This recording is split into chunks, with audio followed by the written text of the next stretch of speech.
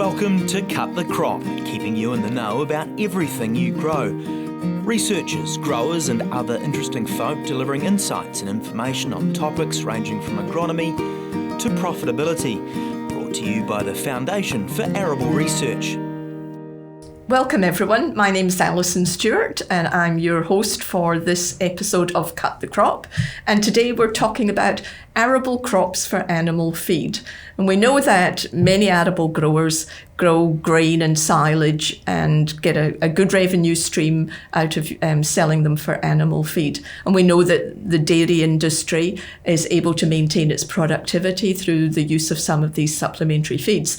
But the key thing that we want to talk about today is the environmental benefit of using these arable feeds. And today we have Pablo Gregorini from Lincoln University, and he's been actively involved in a sustainable farming fund project that FAR has been overseeing, and it's looking at the environmental benefits of arable feeds. So welcome, Pablo. Thank you very much. It's a pleasure to be here and just showing some of the things we've done together. Yeah. So let's talk about what are the range of animal feeds that you looked into? And one presumes that what goes in a cow has some effect on what comes out the other end. Well, thank you. Well, I've been working in these matters for pretty much since I got here to New Zealand, first at Dairy NZ and now at Lincoln University. So I've been exploring nowadays around 72,000 diets. Oh, right. Okay. And just a few.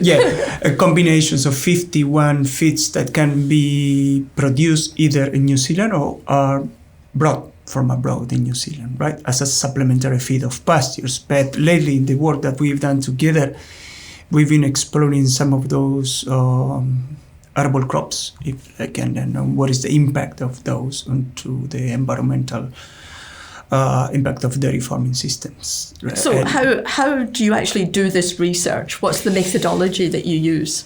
Well, we for this particular research, I've been using several methods, from real cows to in vitro methods. But for the particular research that we did with the FAR, we use a sophisticated mathematical model, right, which is a virtual cow, literally, which is named after my wife's name, which is Mindy. And it has been developed and validated during my years at Dairy NZ. So Mindy is owned by the dairy farmers of New Zealand, to be frank, and thanks to all the dairy farmers. So in this particular work, we were wondering, we were asking Mindy the question that we asked in similar works before, on what if, that's the thing, what if we feed you maize silage? What if we feed you barley silage? What if we feed you barley grain and other cereal grains, right, that come from the arable crops?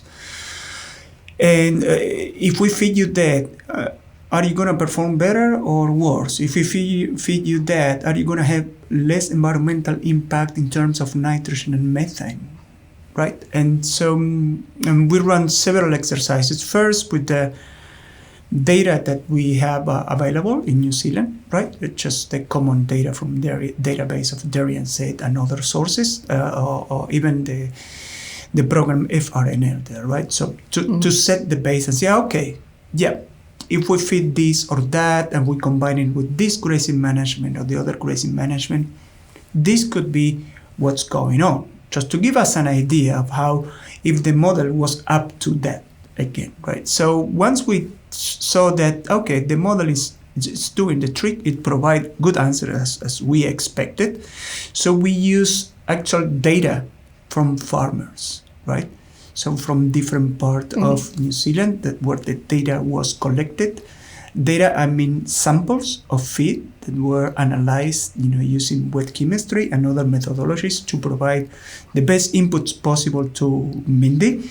And also data from how those farmers were managing those farms and what sort of cows they were managing, right? So Mindy was fed by that feed, and Mindy was created, if you like, the closest possible to those farms. So Mindy, in fact, was the cow of the North Island, the South Island, and several farms around, right? So when we fed those feeds, that pretty much were silages, like maize silage or maize grain, barley silage or barley grain, and we combine it with other feeds that were available at the farm that come from arable farmers. We asked the question to her, okay, will you excrete more or less nitrogen, right? Independently of the actual grazing management when you are feed those, right? Yeah. And they respond accordingly to what is known in the literature, right? So the more nitrogen you feed to an animal, the more nitrogen the animal excrete, right? So using those feeds coming from arable crops, we dilute the nitrogen excretion, so we reduce the environmental impact and we increase milk production. When you use it strategically, for example, with maize silage, right, or some of those silage that have part of the silage which is not as degradable in the rumen, you can even reduce methane production. So it's a win-win-win situation. The first win, you maintain or increase production. The second win, you reduce nitrogen excretion. And if you do it right, you could even reduce methane production of the animals. So what kind of level of reduction are we talking about here? I mean, is this substantive? It is really, it's substantive, and those labels appear in the report that I mentioned is going to be spreading around the farmers. But we can go from levels that, increasing or maintaining or increasing milk production, for example, we can reduce 8 to 10% nitrogen excretion, and sometimes even more. Of course, the more of those feeds we fed to the animal, the more nitrogen is diluted, so the less nitrogen is going to be excreted, right?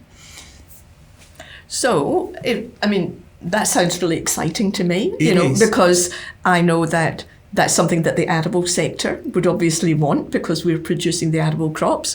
It's something that surely the dairy sector would be thinking was a really good opportunity for them to be able to reduce some of the environmental issues.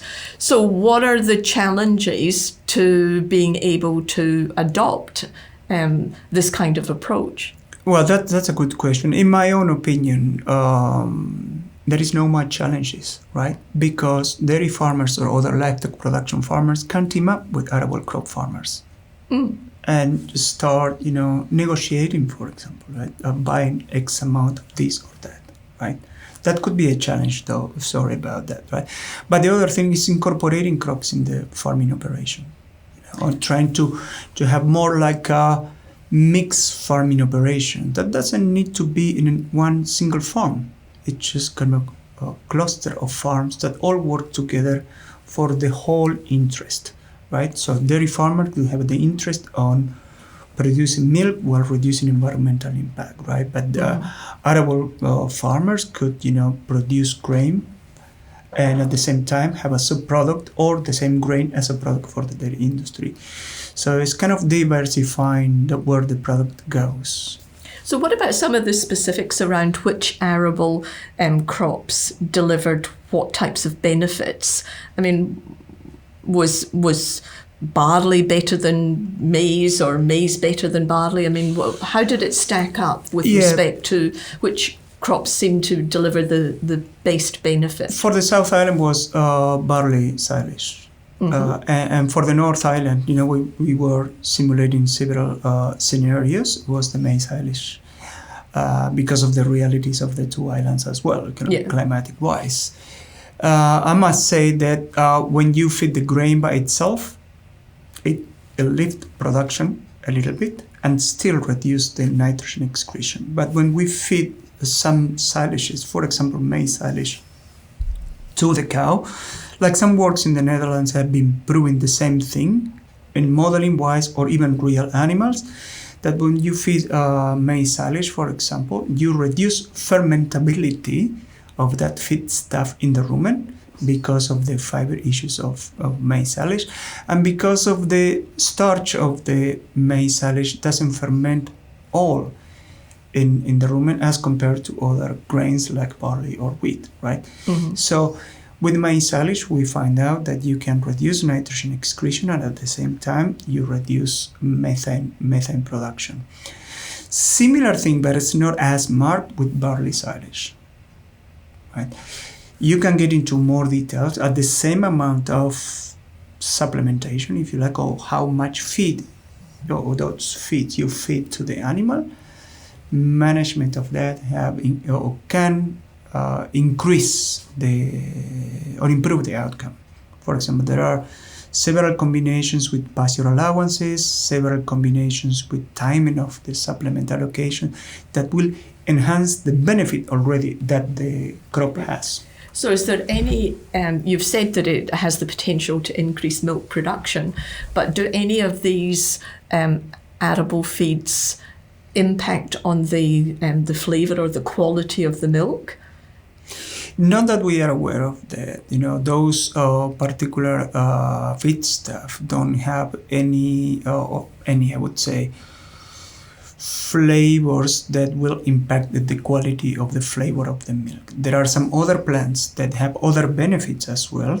Several plant secondary chemical compounds that may be beneficial for the animal that could right, impact the flavor, but not the cereal silages. If you talk about maize silage, barley silage, even wheat silage, they won't have any impact on the flavor of the milk. So the farmers that were involved in the program, were they surprised by this result? Some of them were surprised, but some of them were said, "This is what I was thinking." And I personally, I wasn't surprised because it makes sense to me. If you want to reduce environmental impact of dairy production systems at the same level of pasture intake, you need to top it up if you want to produce more milk with some extra thing. So you increase production and dilute the total nitrogen intake.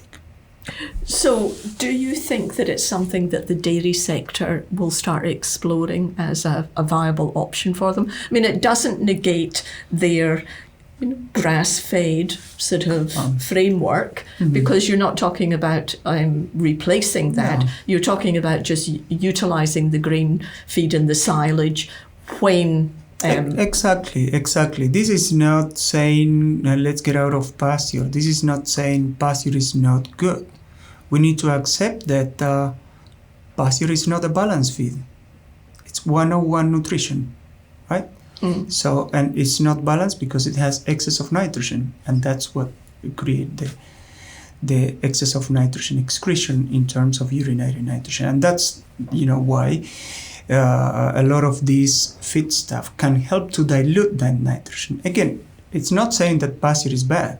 We need to utilize as much pasture as possible because that is the base of profitability of pastoral dairy farming system. Yeah. But we are talking about supplements, right? We are supplementing. I would rather say complementing the pasture base.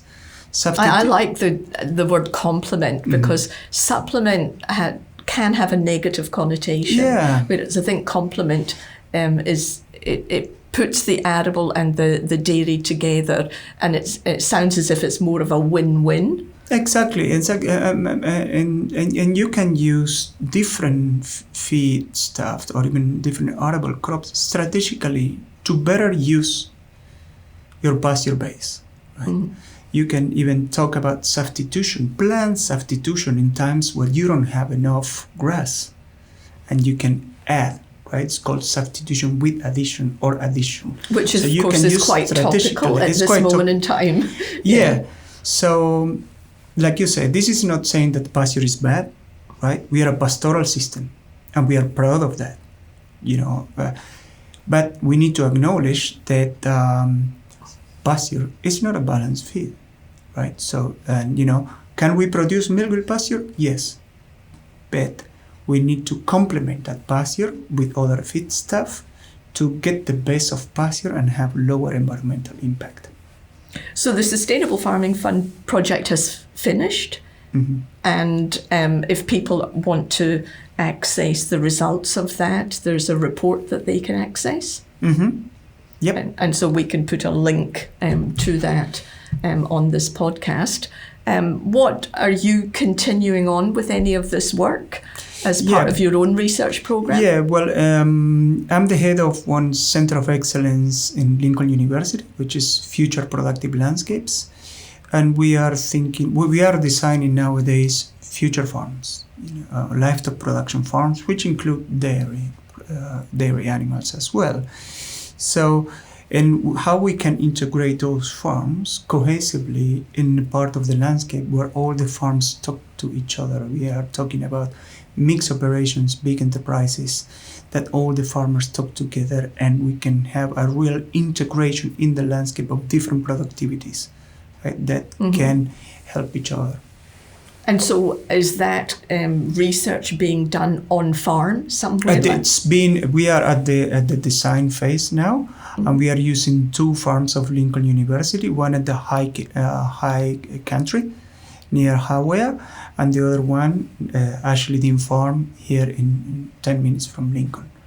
We're also working with other enterprises, big companies of farming, that like our approach and want to have a redesign farming operation systems, if you like, looking towards the future. We are talking about 2030, 2050.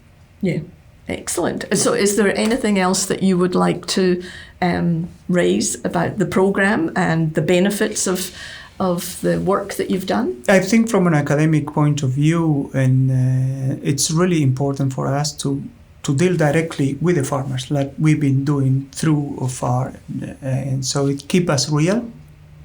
It keeps my students, for example, that were participating in this project as well, the connection with the farmers, and it's a constant feedback. We learn from the farmers learn from us, we learn from each other, and we grow together.